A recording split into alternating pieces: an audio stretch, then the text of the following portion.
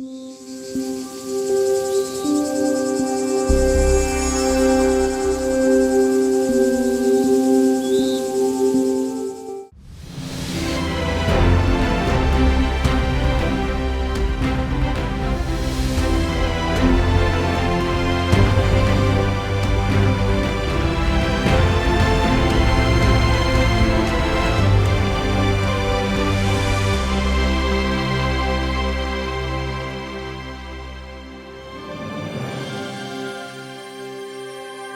y avait un empereur romain nommé Arcadius, probablement moins connu que la plupart des empereurs. C'était un homme faible, entièrement contrôlé par sa méchante épouse. C'était presque comme la situation de Jézabel et d'Akab. C'était à la fin du IVe siècle. Son épouse détestait un homme pieux du nom de Jean Chrysostome. Jean Chrysostome était alors évêque de Constantinople. C'était l'un de ces prédicateurs au langage franc comme Jean-Baptiste. Il disait les choses comme elles sont et dénonçait le mal qu'il commettait. En fait, ce couple était si mauvais que leur fils, Théodose, devenu croyant, a demandé à la nation de pardonner à ses parents leur méchanceté. Chrysostome, né en 347 et mort vers 406, était l'un des véritables piliers de l'Église de ce temps. Un jour, plein de colère, l'empereur et son épouse ont réuni leurs conseillers et leur ont demandé de les aider à trouver un moyen de se débarrasser de cet homme qui était comme une épine dans leurs pieds, en raison de sa justice flamboyante. Chaque conseiller leur a donné son avis. L'un a dit « exilez-le dans le désert ». Un autre dit « jetez-le en prison ». Un troisième a dit « non, confisquez tous ses biens ».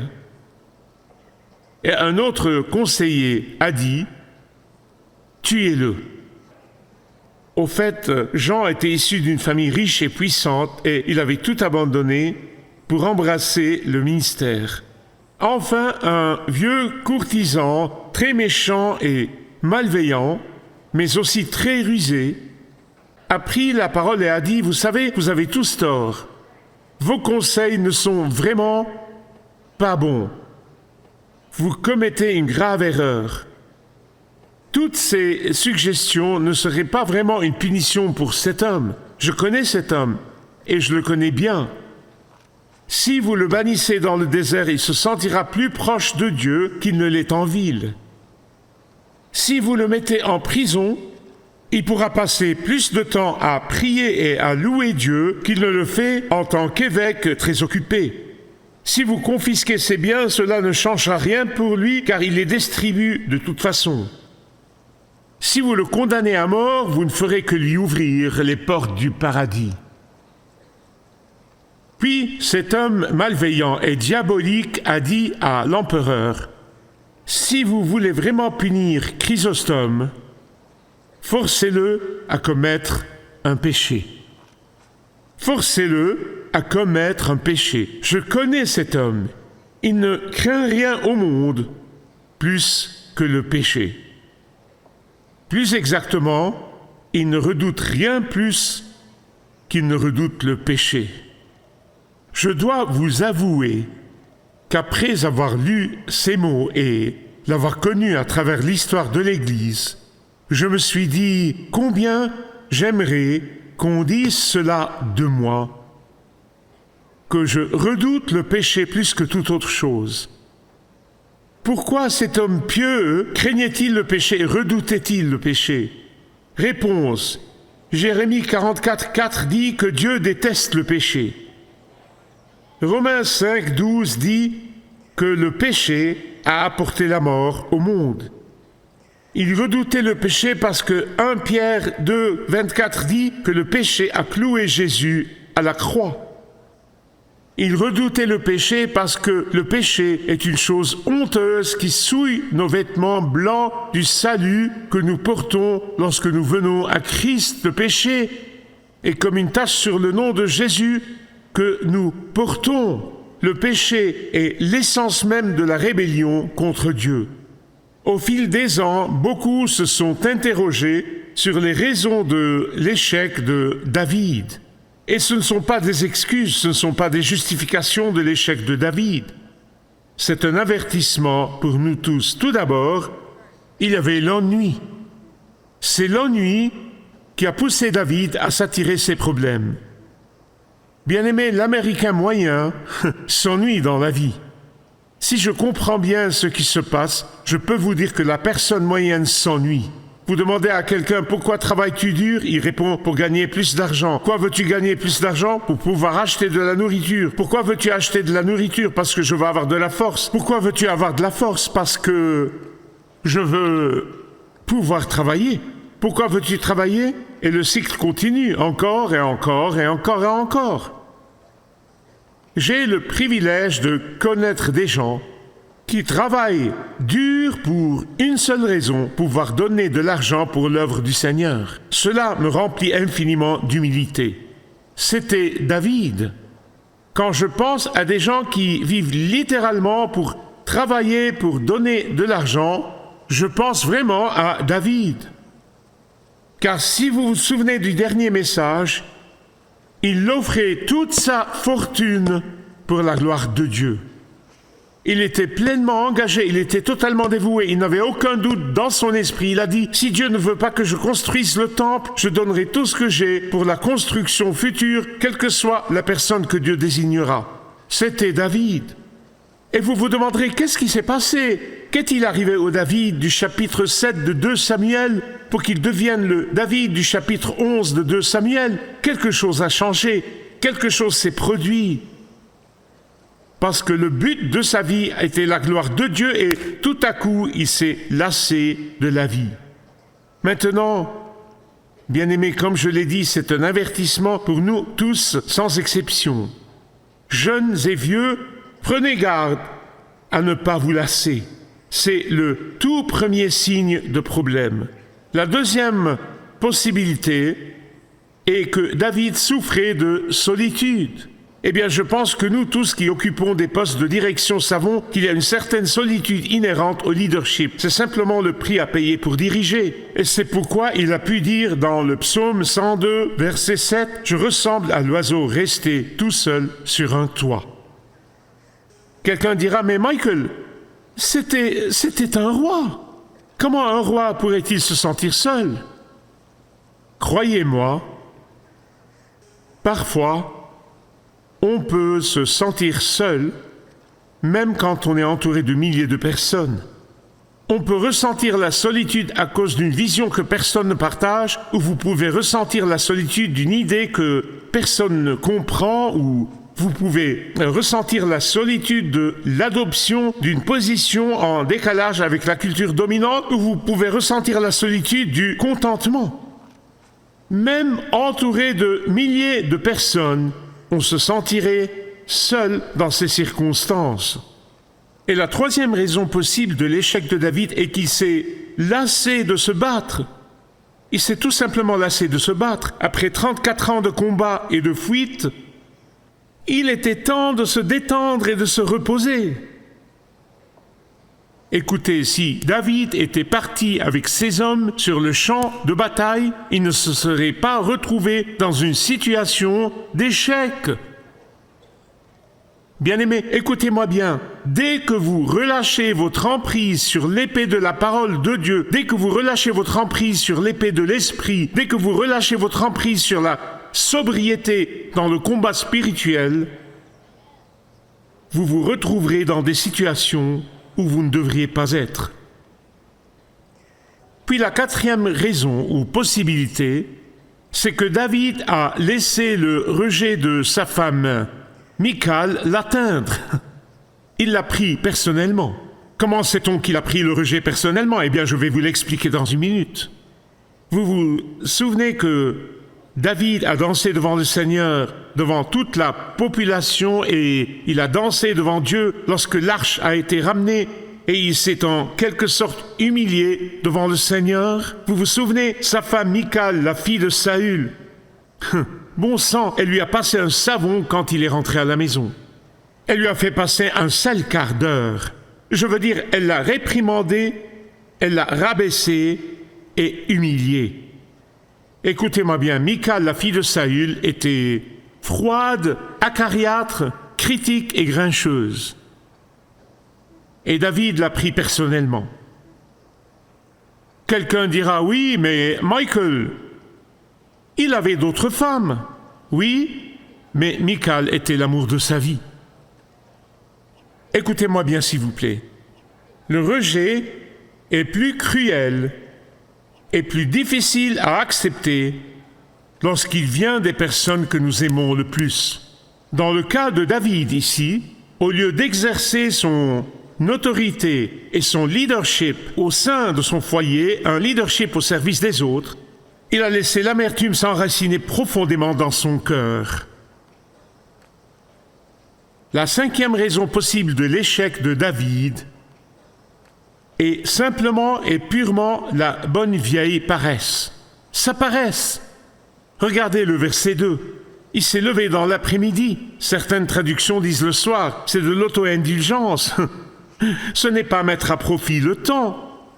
Bien-aimé, la paresse donne l'avantage au tentateur. Proverbe 12, 24 dit « La main des personnes actives dominera, tandis que la main nonchalante, c'est un mot un peu désuet pour désigner la paresse, sera astreinte à la corvée. » Et la 6e raison possible de l'échec de David est ceci. Il a refusé d'entendre la vérité. Il a refusé d'entendre la vérité.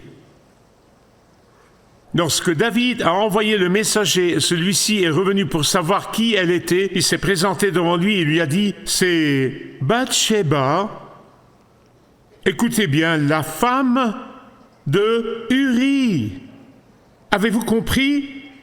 La femme de David, c'est la femme d'un autre homme. Oh, mais David a laissé passer cette vérité. Je sais et vous savez que lorsqu'une personne ne veut pas entendre la vérité, elle va recourir à toutes sortes de justifications, d'explications et d'excuses. Si vous critiquez sans cesse votre pasteur, c'est parce qu'il touche un point sensible.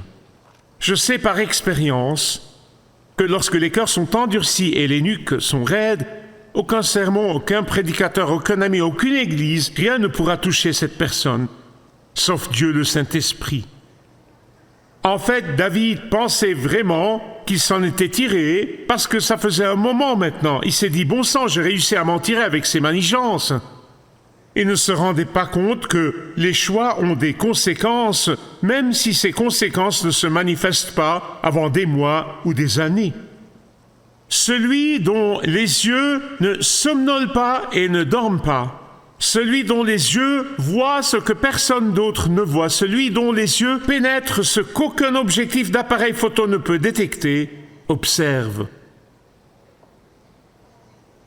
Des mois se sont écoulés depuis que cet acte horrible a été commis et tout le monde l'a oublié. Oh, tout le monde sauf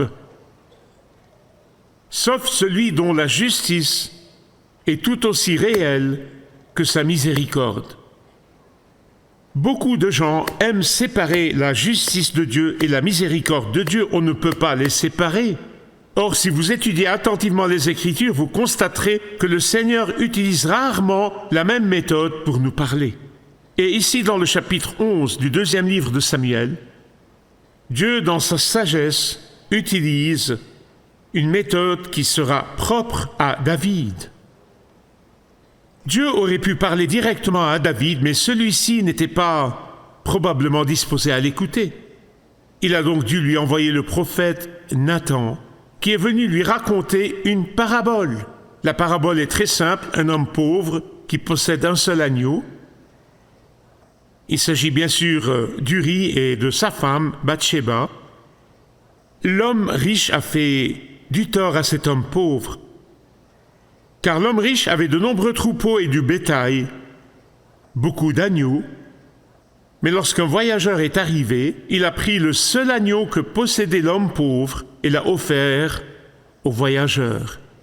Que fait Nathan ici? Il peint un tableau verbal, l'un des plus magnifiques qui soit. Il peint un magnifique tableau verbal. Il met en évidence l'énormité du tort qui a été causé. Il exalte et met en relief ce sentiment d'injustice. Comment? En décrivant comment cet homme riche, qui possédait toutes sortes de troupeaux et de bétail, s'est emparé du seul et unique agneau de ce pauvre homme. Pourquoi? Parce que l'homme riche avait un visiteur, un voyageur. Qui est le voyageur qui est venu chez le riche? Les yeux de David. C'est là le voyageur. Ses yeux errants. Le voyageur représente son désir insatiable. Le voyageur représente la progression de la convoitise. Le voyageur représente les pensées envahissantes dans nos esprits qui n'ont pas été capturées par Christ. Le voyageur ici, ce sont les yeux errants de David en relation avec Bathsheba. Et c'est pourquoi Paul dit dans 2 Corinthiens 10:5 qu'il faut soumettre toute pensée. Combien de pensées? À l'obéissance au Christ. Mais ici, David a accueilli le voyageur. Ici, David a régalé le voyageur. David a hébergé ce voyageur. David a laissé ce voyageur faire ce qu'il voulait dans la maison de sa vie. Écoutez-moi bien. Le fait de nourrir continuellement et sans relâche des pensées impies ouvre la voie au péché et à l'échec. Mais je veux aussi que vous remarquiez la réaction de David face à cette parabole. Sa première réaction était très émotionnelle. Il a dit « Cet homme doit être mis à mort ». Pourquoi? Mais pourquoi réagir émotionnellement plutôt que selon la Bible? Je veux vous dire quelque chose dont vous pouvez être sûr. Écoutez attentivement. Parce que David abritait le péché dans sa vie, cela le rendait critique envers les autres. Soyez très prudents lorsque vous jugez d'autres croyants, en particulier lorsque vous jugez leurs motivations. Nous ne devons jamais juger les motivations d'une personne tant que nous abritons le péché dans notre vie. Soyez très prudents. Celui qui a la conscience mal à l'aise s'insurge toujours contre le péché d'un autre croyant. Vous voyez, dès que David a fini de prononcer la sentence contre ce personnage hypothétique de la parabole de Nathan, Nathan a dit « C'est toi cet homme. C'est toi cet homme. » Laissez-moi vous poser cette question. Le Saint-Esprit de Dieu vous a-t-il convaincu de quelque chose et vous répète-t-il sans cesse d'une voix douce « C'est toi cet homme, c'est toi cette femme, c'est toi ce garçon, c'est toi cette fille ». Nourrissez-vous une rancœur que vous n'avez jamais réussi à surmonter? Vous attachez-vous à une amertume qui vous ronge de l'intérieur? Êtes-vous dans une relation malsaine qui n'a pas sa place? Et Dieu vous dit-il d'y renoncer? Gardez-vous de l'argent qui appartient à Dieu? Êtes-vous infidèle envers votre conjoint et continuez-vous à l'être? Et vous éprouvez du remords mais vous continuez à être infidèle? Seuls ceux qui ont une profondeur spirituelle, seuls ceux qui ont véritablement soif de justice, seuls ceux qui aspirent ardemment à plaire au Seigneur, ceux-là craindront ce péché que Chrysostome craignait. Seuls ceux qui ne cherche pas à rationaliser, qui ne balaye pas les choses sous le tapis ou ne les explique pas par des prétextes, mais qui expriment leur repentance. Ce sont eux qui seront restaurés et pardonnés. Ce sont eux qui se repentiront de leurs péchés, confesseront leurs péchés et connaîtront le véritable pardon et la véritable restauration. Et ce sont précisément ces personnes que Dieu aime restaurer. Oh, nombreux sont ceux qui se repentent comme Saül. Rappelez-vous Saül tout au long de cette série, vous savez, une repentance très émotionnelle. Mais il y a aussi ceux, Dieu merci, qui se repentent comme David. La repentance temporaire de Saül était toujours une repentance de pacotille, toujours une repentance fugace, momentanée, toujours accompagnée de larmes de crocodile. Mais la repentance de David était une repentance sincère, une véritable repentance, une repentance qui renonce à elle-même. Et mes bien-aimés, c'est ce genre de repentance qui a plu au Seigneur. Parfois nous pensons que la repentance est pour ceux qui ne sont jamais venus à Christ lorsqu'ils se repentent et viennent à Christ. Les croyants devraient mener une vie de repentance.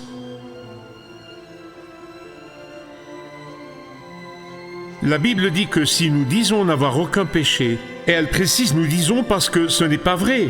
Nous nous trompons nous-mêmes et la vérité n'est pas en nous. Mais si nous les confessons, Dieu est fidèle et juste.